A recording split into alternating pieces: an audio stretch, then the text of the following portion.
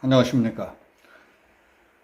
별것도 아닌 내가 보기에도 지금 당신이 하는 짓이 너무 아슬아슬하고 위태롭습니다 하는 말씀을 드리겠습니다.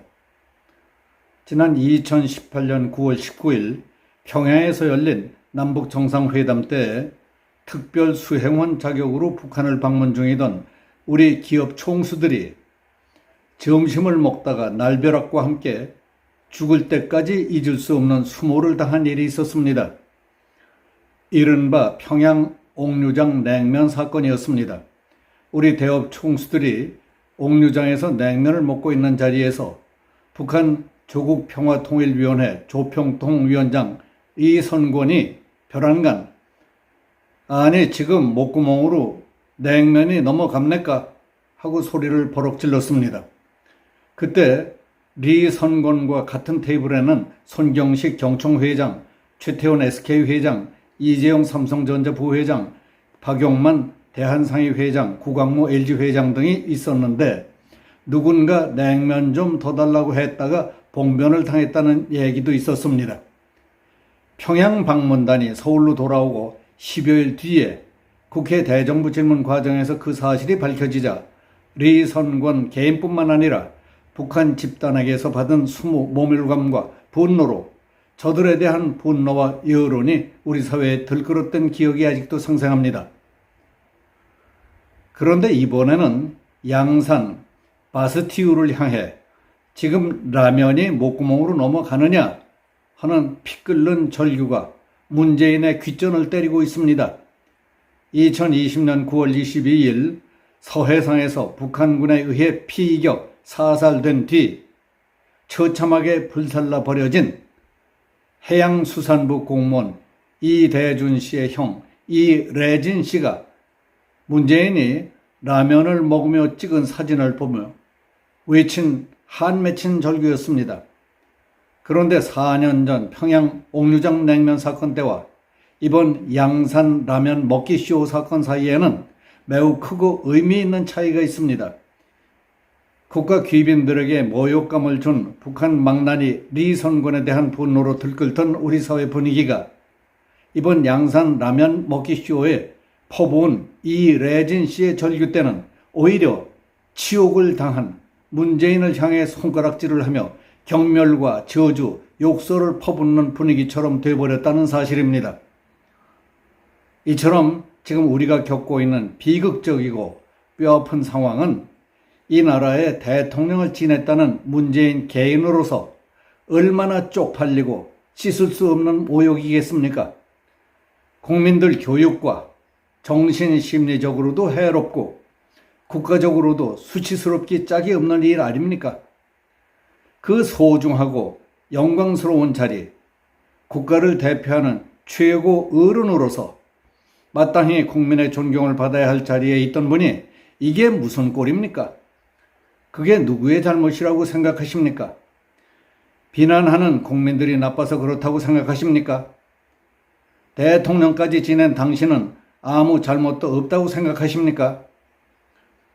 대통령은 대통령다워야 하고 어른은 어른다워야 대접받고 존경받는 것 아닙니까? 솔직히 말해서 당신이 대통령으로서 잘한 것이 뭐 있습니까? 안보, 외교, 국방, 경제 다 개판으로 만들지 않았습니까? 임기가 끝나기 직전에는 자신이 재임 중에 저지른 범법 행위에 대해서는 수사를 할 수 없도록 검찰 수사권을 완전히 박탈하는 희대의 법, 검수완박법을 의결 공포하지 않았습니까? 5월 3일 오전으로 예정돼 있던 임기 중 마지막 국무회의 시간까지 늦춰가며 허겁지겁 처리한 이유가 무엇 때문이었습니까?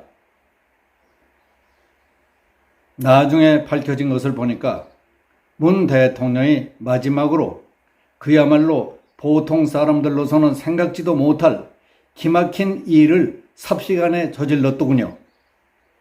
그야말로 제정신이 나간 기인인지 광인인지 알 수가 없습니다. 문재인 자신이 진 죄에 대해서는 검찰이 수사조차 못하게 하는 자기 방탄법뿐만 아니라 전직 대통령 예에 관한 법까지 고쳐 안건 속에 슬쩍 끼워 넣음으로써 퇴임 후 자신이 받는 연금에는 세금 한 푼 안 띄도록 해놓았습니다. 각종 수당과 특혜, 차량 유지비, 비서실 운영비, 해외여행비, 병원비, 간병인 비용 등 각종 예우에 관한 예산을 모두 100% 가까이 올려놓았습니다. 경호 인력도 배나 늘려서 60여 명으로 만들어 놓는 조작질까지 했다는 사실을 보고 놀라지 않는 사람이 없었습니다. 북한, 중국 등에게는 비굴할 정도로 쩔쩔매고 늘 당하기만 하면서도 말 한마디 못하고 우리 쪽은 기둥뿌리가 썩는지 나라가 기운인지도 아랑곳하지 않고 사드 반대, 종전협정선언, 주한미군 철수를 외치고 미국과 일본의 얘기라면 어깃장만 놓고 돌아다니지 않았습니까?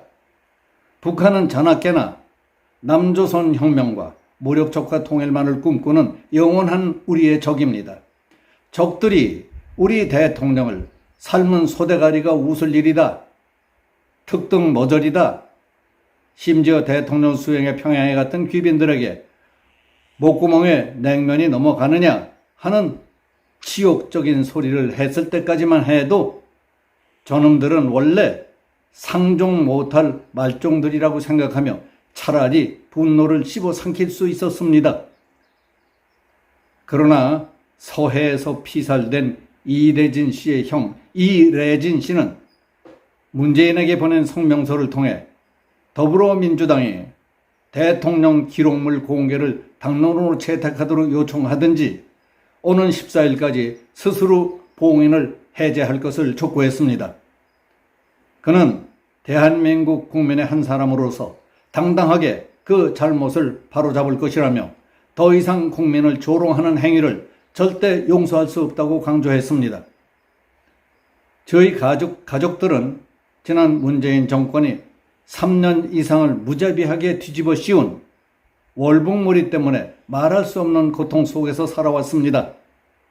문재인 정권이 저지른 만행에 맞서서 국민들에게 진상을 알렸지만은 당신들은 지금도 색깔론을 거론하며 2차, 3차 가해를 하고 있다고 지적했습니다.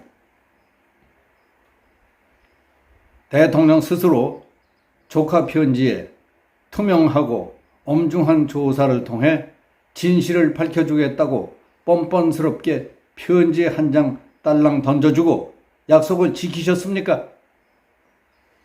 대통령이 끝났다고 라면 먹는 사진을 날마다 올리며 조롱하는 거냐? 이게 뭡니까 이게? 지금 라면이 목구멍을 넘어가느냐? 하고 물었습니다. 저희는 피눈물로 보내고 어린 조카들은 아빠의 죽음에 영문도 모르고 울고 있는데 대통령을 지냈던 사람이 또다시 저희와 국민들을 조롱한 것 같아 참으로 개탄스럽고 더 이상 참을 수 없다고 했습니다. 그는 문 전 대통령이 잊혀지겠다고 했던 말도 새빨간 거짓말이었다. 2017년 7월 25일 언론에 정보가 취약한 힘없는 국민이 정부를 상대로 항소하면 세상이 바뀌겠느냐고 하고서 본인은 퇴임하며 모든 기록물을 꽁꽁 감추고 도망갔다고 지적했습니다. 그동안 말장난으로 저희 유족을 조롱한 것이 아니었다면 스스로 봉인을 해제해야 되지 않겠느냐? 민주당이 당론으로 채택도 안 하고 문 대통령이 스스로 봉인을 해제하지 않는다면 저는 도저히 용납할 수 없기 때문에 진상을 밝히겠다고 했습니다.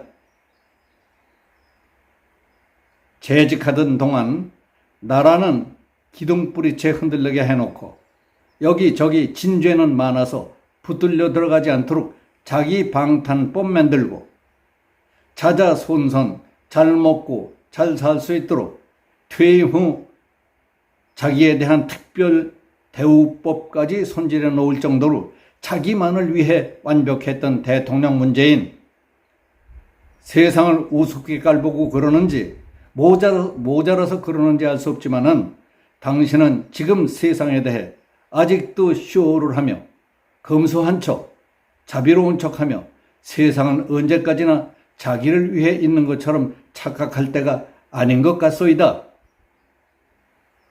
아무것도 아닌 내가 보기에도 지금 당신이 하는 짓이 너무 아슬아슬하고 위태롭습니다. 조심하십시오. 여기서 마치겠습니다. 감사합니다.